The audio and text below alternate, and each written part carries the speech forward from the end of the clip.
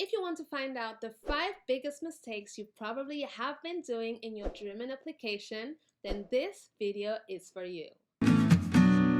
What's up everyone? Welcome back to my channel. In today's video, I want to break down the top 5 mistakes you probably have been doing while applying for a German job.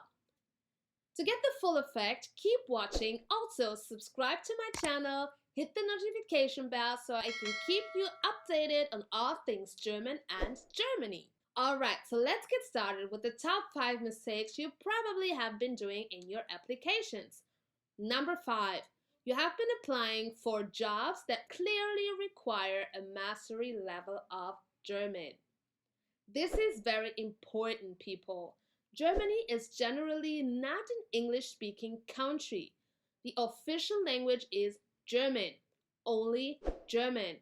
Most jobs that you will find on the internet do require German.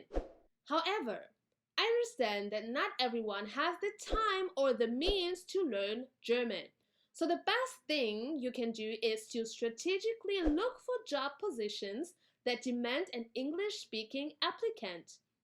A very good hint is when the job application is in English or when they specifically ask for an English-speaking native in the job offer. That will make your life so much easier. Even IT professionals have to speak German at some point, so make sure the company is fine with you not speaking German. Write them an email or call them to specifically ask if English natives are also eligible for the job before you start wasting your time or your money and effort applying for a job that you're not eligible for. Number 4. Not using German templates. German cover letters and CVs are different compared to cover letters and CVs in other countries. They vary in page length, personal information, structure, etc. For example, you'll generally find that including a photo on your CV is discouraged in some countries. For example, in the UK, in parts of Africa, Australia, Canada, etc. But in Germany, it is highly encouraged and even expected. Why? The company wants to see whether you fit the overall image of their business, and they want to have a visual impression of you. Also, the German CV has a special chronological order. If you guys need more information on that or a step-by-step tutorial on how to write a proper cover letter, just comment below and I would be happy to make a video for you. Number 3. Having gaps in your CV. The worst thing you can do is to submit a CV that has gaps in it. Let me explain what I mean.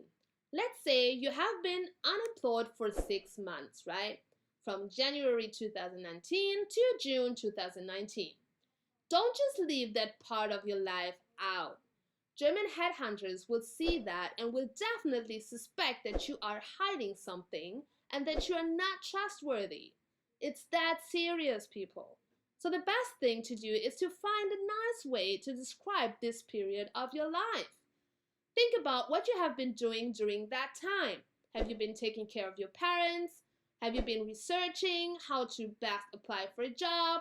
Then say you have been doing self-improvement, working on yourself, you have been taking part in online education, etc. But it still has to be truthful. Don't lie, just put it in nice words. Number 2. Not having any proof. In Germany, proofs and certificates are very important.